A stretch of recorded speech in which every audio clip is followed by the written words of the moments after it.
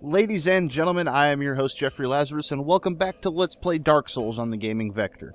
So, first things first, I have a decision to make because I spent too many of my souls in the previous episode. Now, typically you like to hang on to these boss souls to create unique weapons. However, the Soul of Quelaag is the only one I really need. I do not need the Soul of Smough, which will give you his hammer, and I do not need the core of the Iron Golem, which will give you his axe or a particular fist weapon, which I'm not intending on using. So I'm going to go ahead and use the core of an Iron Golem to give myself an extra 12,000 souls. Also, I'm going to rest at the Parish Bonfire. As you can see, we are back in the Undead Parish, because we need to have 20,000 souls so that we can purchase an item. And that item is going to let us get to the next boss in my typical progression.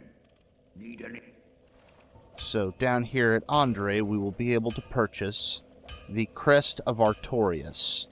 Artorias was one of the 4 knights of Lord Gwyn, alongside with Ornstein and a couple of other characters who are more explored in the DLC, which I would recommend if you want to get more into their backstory. And now, we need to head through here, since we now have the crest. Also, our old friend the Titanite Demon, still alive, still hanging out, because I never killed him. So, we are going to try and rectify that. Oh, he actually knocked me down. Are you kidding me?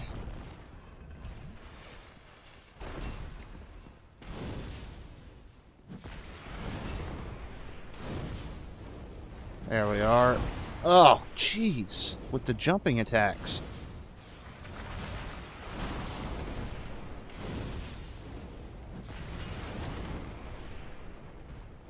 I'm gonna finish him off. Oh, he's actually died from the lava. Fantastic. Cool. Now we will pick up some Demon Titanite, and we are gonna make our way back into Darkroot Garden. It's been a while since we've been to Darkroot Garden. If you remember, I believe the last time we were here, we went after the Moonlight Butterfly, and I failed horribly in one of my most embarrassing Dark Souls moments ever. But now, we are back. We are stronger. Still not one-shotting the tree guys, though, however, which is a bit disconcerting, but, you know, we'll deal with it.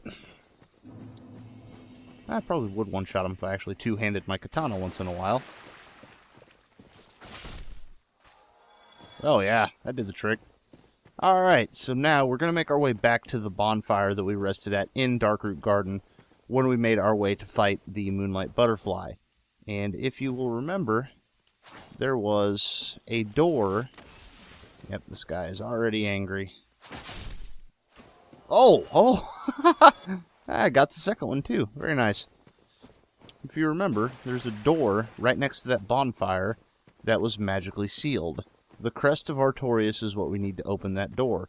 Which means that, yes, you could buy it as soon as you get there and come down here, open the door, and head on through. Not necessarily the smartest idea, but you could do it. So we're going to take a seat here. And now, we are going to get into some very dangerous territory. So, on the other side of that door is Darkroot Forest. Darkroot Forest is protected by a covenant known as the Forest Hunters, which means it is highly possible we will get invaded. The Forest Hunters have a particular ring, which I'm actually going to get because I always join the covenant on my way through here, assuming I haven't already joined up with the covenant that I want to stick with. The ring allows them to invade anyone who goes human from anywhere in the game world, as long as they are wearing the ring and are within the appropriate level ranges, yada yada yada. I'm not sure what the Forest Hunter level ranges actually are. So, I will want to be quick about this. Now, typically, I don't recommend running through enemies. This is one of those times when I feel it may actually be beneficial to do so. So there we use the Crest of Artorias, we open this up, and now what we want to do is simply hug the left cliffside and just haul ass through here. Oftentimes, at the bottom of those steps, you'll also see summoning signs if you come in here human. You would think, oh, hey, cool, that's a player who wants to, you know, protect guys who are coming through the forest from the forest invaders. Typically, that is not the case. Typically, they want to sit there and gank forest hunters. That thou art new, thou fared well to find me. But cometh thee not for the grave of Sir Artorius? My advice true. Forget this. The legend of Artorius art none but a fabrication. Traversing the dark. Tis but a fairy tale. Oh, you've got to be kidding me. Go not wander I'm trying to join your covenant, you dick. Oh, my lord. Well, alright, so we've seen our first invasion. We've seen our first invasion. That's what I get for listening to the dialogue, I suppose. Luckily, now we're dead. Or undead, rather, so we're just going to make the sprint back over there. So, anyway, the giant cat creature that we're talking to, that was Alvina of the Darkroot Forest. And she is the leader of the Forest Hunters Covenant, and she will allow us to join up. Now, I'm not going to be joining up to do Forest Hunter invasions, not like our friend who just, you know, beat the ever-loving snot out of me back there. Is it not so that thou art new? Thou fared well to find me. And yeah, we've heard most of this dialogue before, so I'm just going to go ahead and talk over it. She knows that we're coming for the grave of Sir Artorius. The legend of Artorius art none but a fabrication. Now, if you were to... Oh, look at my foot. It's broken. If you were to... Have thine own respect. Wow, I cannot talk while she is talking. Nothing I say. If you were to follow kind of normal progression, you would be headed here probably later on once you find out that Artorius, Knight Artorius, supposedly walked in the abyss, and you should seek him out if you want to do the same, which you will need to do in order to face another boss. So, you come here looking for Artorius' grave. Well, indeed, thou art a strange one. Nevertheless, I feel some liking for thee. I'm Alvina of the Darkroot Wood. I command a clan of hunters who track down defilers of the forest graves. What dost thou say? Wilt thou not join us? Oh, yes, I believe we would suit thee well. I am very glad. And now thou art one of us. Let us establish a covenant.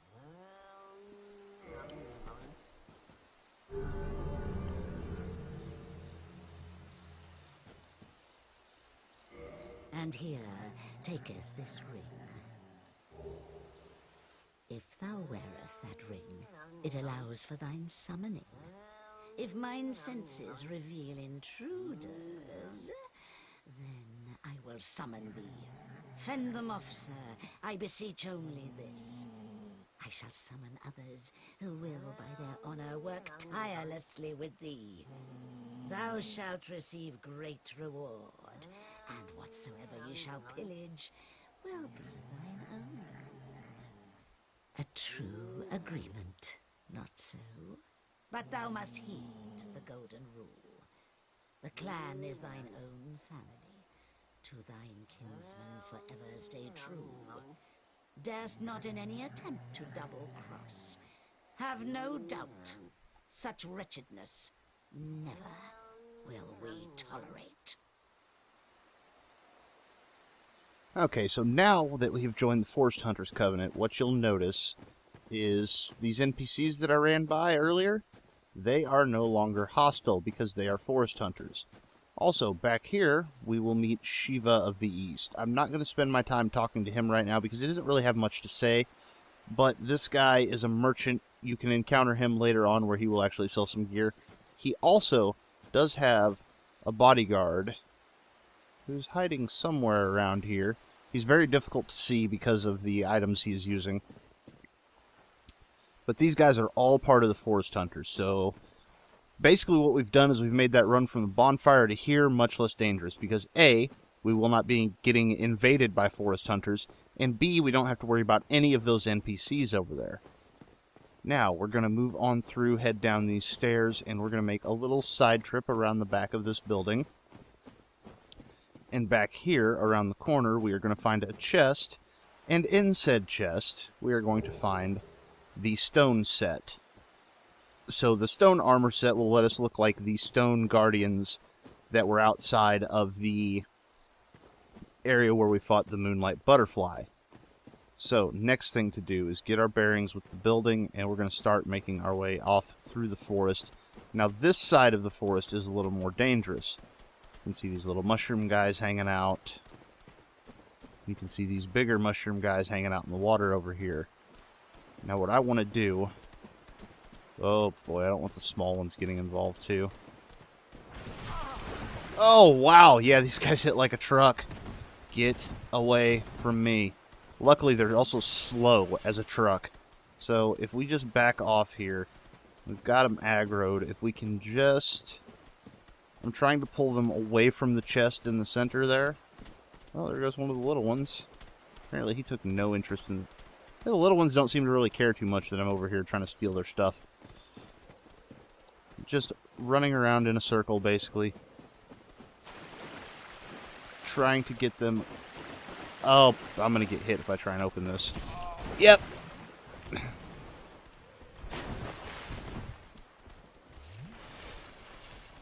And honestly, I don't really know why I'm trying to get this item, except to show you guys where it is, because it's really not useful for my character. But that is... Jesus!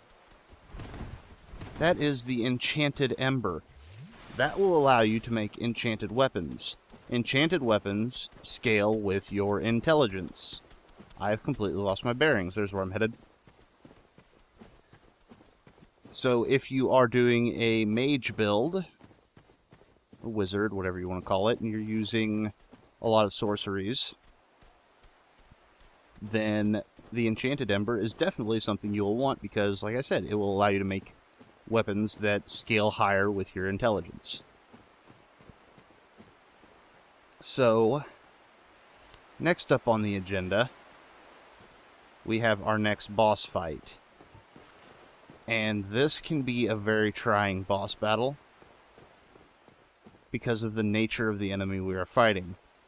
Also, this is one of my least favorite fights, not because of the fight itself, but because, and I'm not going to sit here and get real deep into it, but once you learn the backstory behind this character and why she is attacking you, it really makes the fight very, very sad. So this is the grave of Sir Artorias up ahead, and we are just going to head up towards that. We will initiate the boss cutscene, and then we will start our fight, and hopefully I'll be able to do this with 7 Estus flasks. I wish this fight were avoidable, but unfortunately it is not, so we are going to have to kill this creature.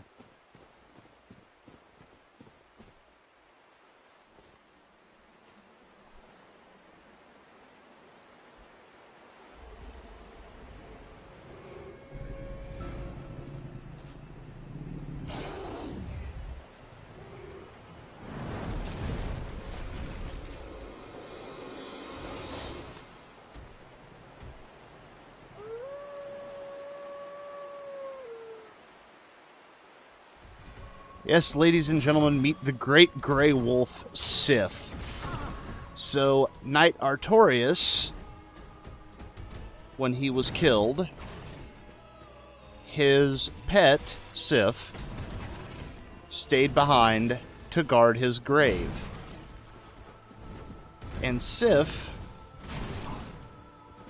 doesn't really like the idea of us taking Artorias' ring and heading to the Abyss ourselves, because the Abyss is what killed Artorias.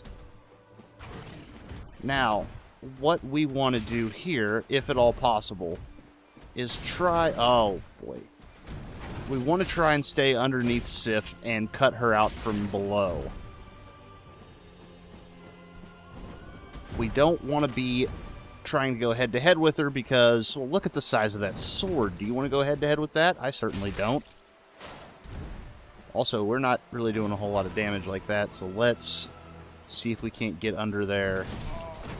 Oh boy. Okay.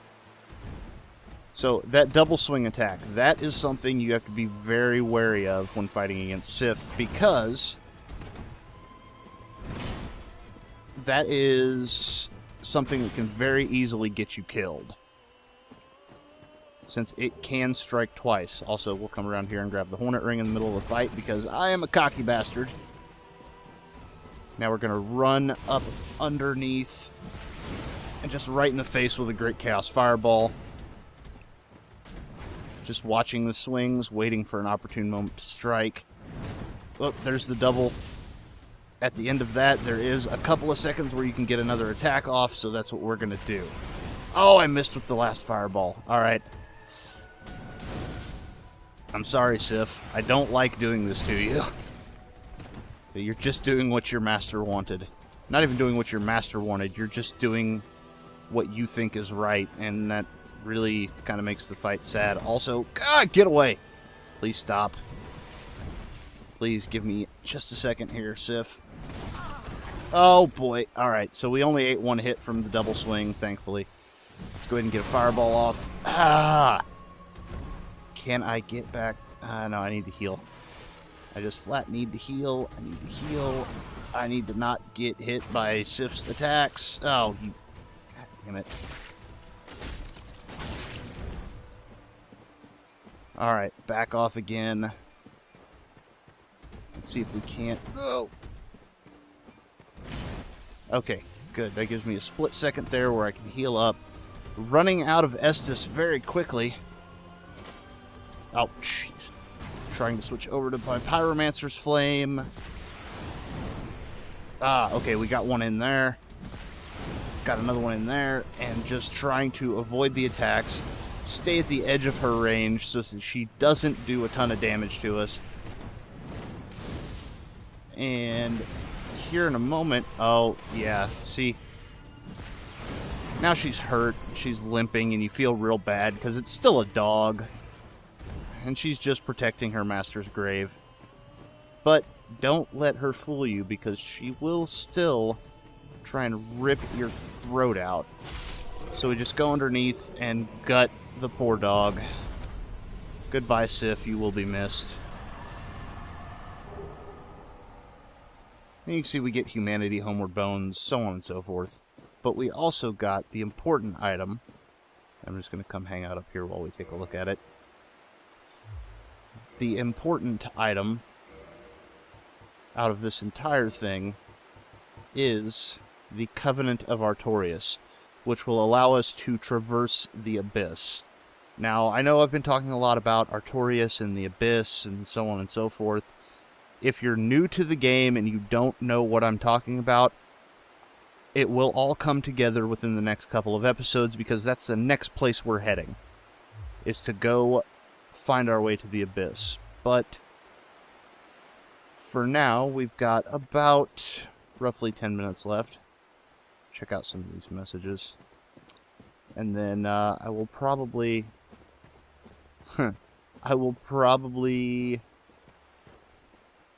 What can we do for 10 minutes? That is an interesting conundrum. It's rare that I run out of time. Like, I thought Sif would probably take me a couple of attempts. She usually does, because she's a tough boss, but apparently she felt like laying over and dying today. I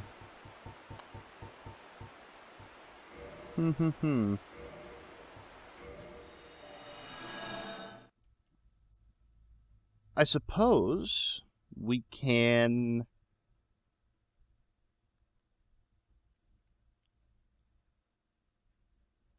Well, we need to head back to Firelink Shrine, so I suppose that's probably what we're going to spend the rest of our time doing, because I do need to go back there and level up, so on and so forth. also finish upgrading the Pyromancer's Flame.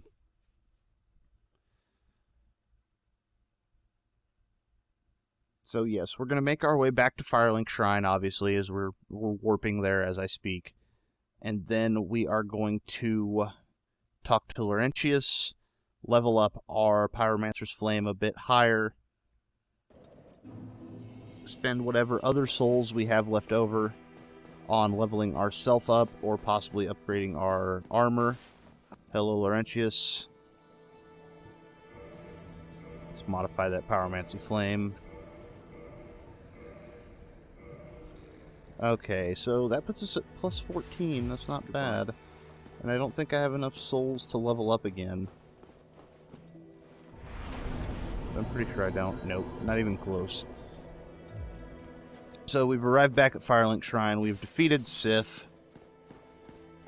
Now, if you will remember, old Kingseeker Frampt up here, he's actually taken him a nap. And I'm okay with that, because if I were to talk to him now, then that would change the course of events for the foreseeable future, and I would not be able to join a particular covenant that I am interested in joining. So we're not going to talk to Frampt. I'm running, basically, what's going on here is typically you would get the Lord Vessel, you'd come back, you'd talk to Frampt, he'd give you an idea where to go, what to do. Right? Makes perfect sense, because he's the one who told you to go and get it. I'm just going to rest at the bonfire while we talk about this. So, what you realize after you've played through the game is that you can still do all that stuff without ever talking to Frampt. And in doing so, you will find your way... In doing so, you can find your way to another serpent, much like Frampt, and a covenant. And that is the covenant I intend on joining with this character. Veteran players know exactly which covenant it is. They knew it as soon as I started going after Sif, right after leaving Anne Orlando. So in the next episode, we're going to start making our way towards that, and once we actually join that covenant, we can actually make the rest of this playthrough a bit more interesting. But for now, I think we'll go ahead and take off here, because the next couple sections are going to be long and arduous, with not much breaks in... Well, the next area has no bonfires, let me put it that way. So we're going to go ahead and cut this one short, because I believe the next episode is probably going to be a long one, or it'll be cut into a two-parter without me having the opportunity to actually take a break between them. So, with that said, I have been your host, Jeffrey Lazarus, and thank you for watching.